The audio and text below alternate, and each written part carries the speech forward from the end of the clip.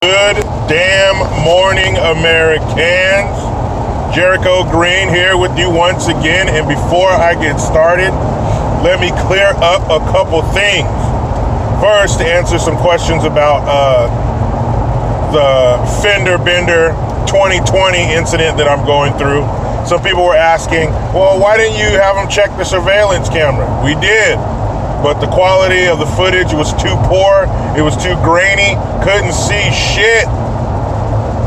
So believe me, our local police department, they were on it, but the video footage didn't give us a damn thing. And I'd like to correct something I said yesterday. I said that it's winter time over there in Iraq and Iran, and it's not. Now, what did I base this on? Well, when I was over there it was Christmas morning. We were all lined up outside of the phone trailer to call our family, of course, and it was hot as shit.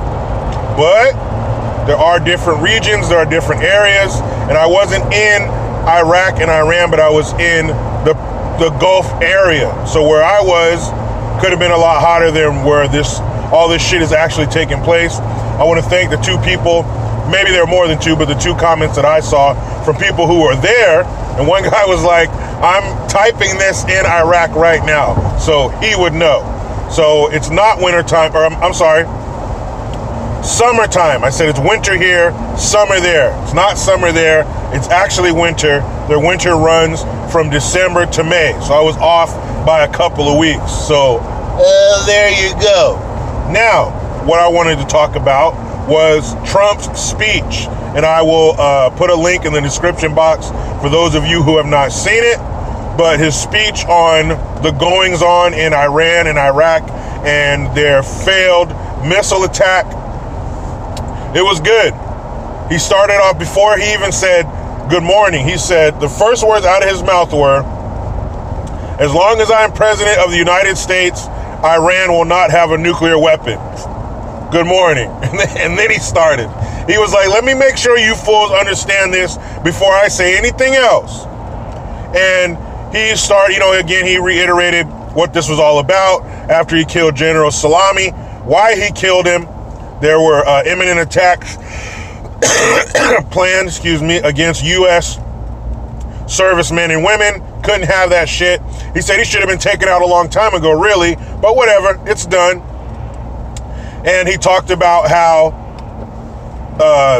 the money that they purchased the weapons with, that they used against us, even though there was no loss of life or no injuries, it was funded by the money that the last administration gave them. Now, if it happens twice, isn't it a pattern? Because remember, what was that little situation they had in Mexico? Was the Operation, damn it, I can't remember the name, but there was a situation where they gave guns to the cartels, didn't track them, and one of the guns was used to kill one or two Border Patrol agents. And I got the name of the damn mission on the tip of my tongue, but I can't think of that shit right now. But basically, oops, we were supposed to track these guns to find out where they're going and who's using them, forgot to or didn't, and people got killed.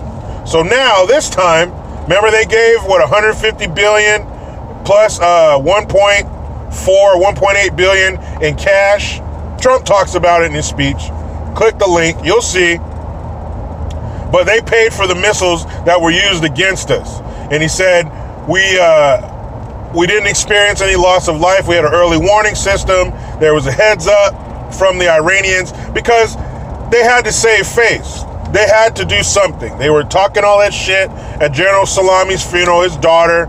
This is going to happen, that's going to happen. So something had to happen. Now, from our side, even though the mainstream mediocres are fucked up, disgusting, and corrupt, and against our president at any means necessary, we still have pretty good freedom of the information that we want to research, that we want to seek out. We can find out anything we want. But in countries like that, when you pretty much have a dictatorship, Who knows what these people are being told? They were probably told that the attack was successful and a bunch of fucking Americans died, mission accomplished. But they had to please two masters. They had to appease the people, the Iranian people, the one shouting death to America. And on the other hand, they couldn't piss us off, kill our troops, kill our men and women, and get fucked up. So he had to walk a fine line. So he said, hang on, I'm going to shoot some missiles over here, get your people over there, so that way we can say, hey, we did a rocket attack, we did what we said we were going to do, but they didn't bring about their demise. Because you will get droned. That's a good message to send out to these crazy fuckers around the world. Stay quiet. Because Trump has no problem putting one of those drones high above your residence and dropping some ordnance on your ass. Remember, what was that, Hot Shots Part 2? Where, see? That's another thing. Let me explain this scene real quick, then I'll get into that. There's a scene, I remember it was on the trailer that they would show in the commercial. And Saddam Hussein was sitting out by the pool in a lounge chair, drinking something with an umbrella in it, and then this fucking U.S. bomb falls in his lap and he spits out his drink. But remember those times, it's a little off the subject, kinda, but remember the days when we could poke fun at those who we had a problem with? People who were fighting, people who were at war with, they were the targets of ridicule. In our movies, on our TV shows. We can't do that now. If somebody made a fucking movie, a mainstream movie, with a scene of them dropping a bomb on some fucking colored dictator, that would be the end of them in their career. But that shit was funny. That reminded me of that shit where Saddam had a bomb dropped in his fucking lap. But again, who knows what these people are being told? Because Iran wasn't always like this. It was all good before 1979. People were free. They could do what they want. Women could do what they wanted. Women could drive on their own. I know, right? Women here, you tell her, you can't drive, woman. They fucking laugh at you. As it should be. But women were allowed to do what they want, dress how they wanted, wearing mini skirts and shit. It was the 70s. Probably just like over here. A lot of disco music and coke being sniffed. It was all good. But then these extremist Muslims came in. Mullahs, is that the right word? But anyway, this extremist Muslim regime came in and said, oh no, fuck that. Give me your skirt and put on this black canvas fucking sheet. Yeah. I know it's 125 outside, but you can't show any skin. All I want to see is your eyelashes poking out. Everything else, wrap it up. And that's fucked up. It's really fucked up being that they tasted of the Western fruit.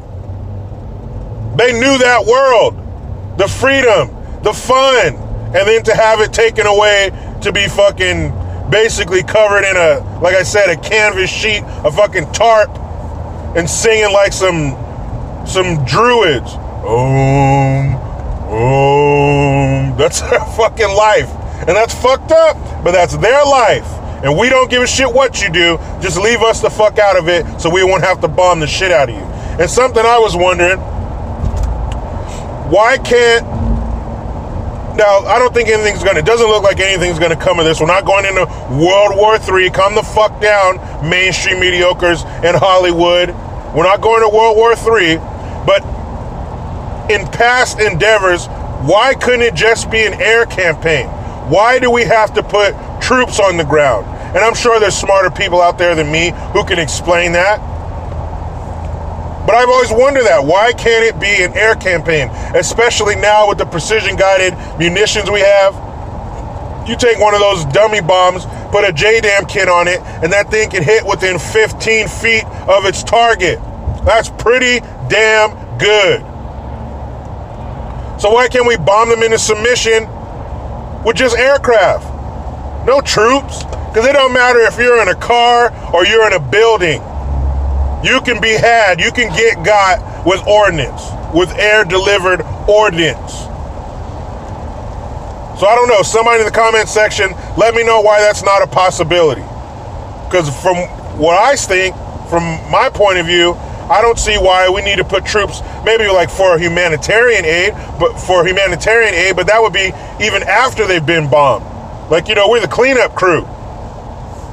All the heavy lifting should be done by ordnance.